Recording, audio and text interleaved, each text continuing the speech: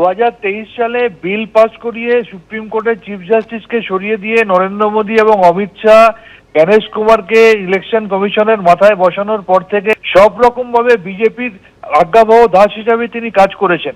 এরপরেও এই বাংলার যত সরকারি কর্মচারী রয়েছে কমিশনের এই সিদ্ধান্তের মধ্যে দিয়ে তারা তাদেরকে অপমান করেছে। এই বাংলা বিরোধী বাঙালি বিরোধী বিজেপিকে তাই বাংলার মানুষ যোগ্য জবাব দিয়েছে, যার প্রতিফলন আগামী পরশুদিন আপনারা পাবেন। এই সেন্ট্রাল গভর্নমেন্টের অফিসার আনুন আর যাই আনুন, যিনি আমাদের এখানে পরিযায়ী পাখির মতো এসে ভোট প্রচার করে গেলেন সেই নরেন্দ্র মোদী, বা যিনি আমাদের এখানে 15 দিন একটানা থেকে গেলেন সেই স্বয়ং অমিত শাহ যদি কাউন্টিং অবজারভার হিসেবে বসে থাকেন, 4 তারিখের ফলাফলের কোনো পরিবর্তন হবে না। মমতা ব্যানার্জির নেতৃত্বে তৃণমূলের সরকার চতুর্থবারের জন্য বাংলার মানুষের আশীর্বাদে ক্ষমতায় আসবে। বিজেন্দ্র সিংহ, আরো একবার কথা বলবো, যেরকম বলছিলেন বিজেন্দ্র। দেখো, যেটা সুপ্রিম কোর্ট আজকে বহাল রেখেছে 13ই এপ্রিলের সার্কুলার, সেটাতে কি বলা হয়েছিল, সেটাতে প্রথম প্যারাগ্রাফ আমরা দেখি, সেটাতে বলা হয়েছে কি অ্যাটলিস্ট একজন সেন্ট্রাল গভর্নমেন্টের এমপ্লয়ি বা সেন্ট্রাল পিএসইউর এমপ্লয়িকে কাউন্টিং সুপারভাইজার বা কাউন্টিং অ্যাসিস্ট্যান্ট হিসেবে রাখতে হবে। আজকে ইলেকশন কমিশন সুপ্রিম কোর্টে বলে তারা কোথাও বলেননি কি স্টেট গভর্নমেন্টের এমপ্লয়িকে তারা নেবেন না, এবং এই অ্যাপ্রিহেনশনটা যেটা করা হচ্ছে, যেটা কপিল সিবাল বলছেন, সেটা ভিত্তিহীন, তার কোনো বেসিস নেই।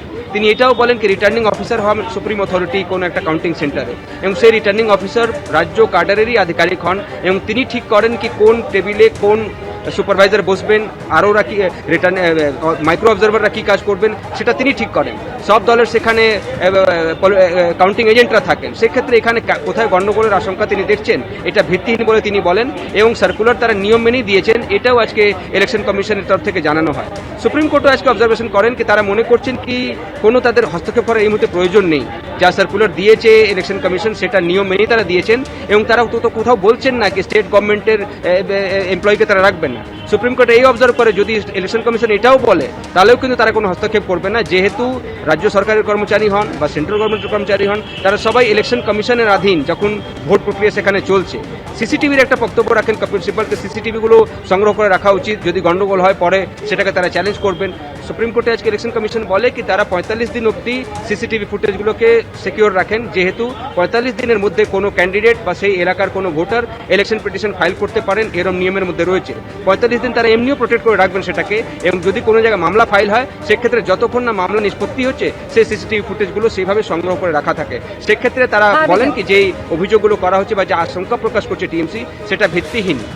একেবারে যে আশঙ্কা প্রকাশ করা হয়েছে তৃণমূল কংগ্রেসের তরফ থেকে, সর্বোচ্চ আদালত মনে করছে সেই আশঙ্কা ভিত্তিহীন, আর সেই কারণে নির্বাচন কমিশনের যে নির্দেশিকা ছিল 13ই এপ্রিলের, সেই নির্দেশিকাকেই মান্যতা দিয়েছে বা সেই নির্দেশিকা বহাল থাকবে বলেই নির্দেশ দিয়েছে সর্বোচ্চ আদালত।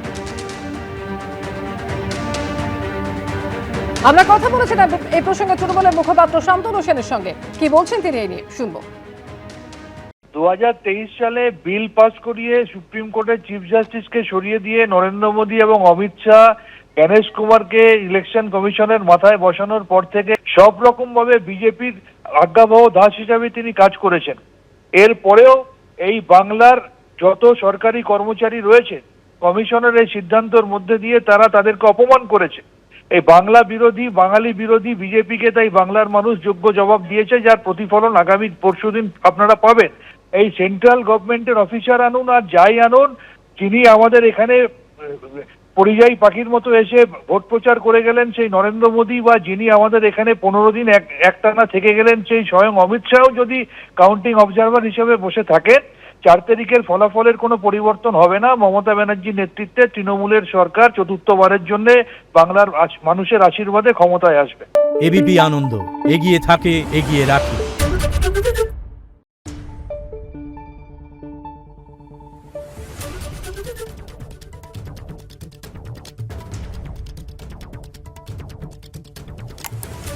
Thank you.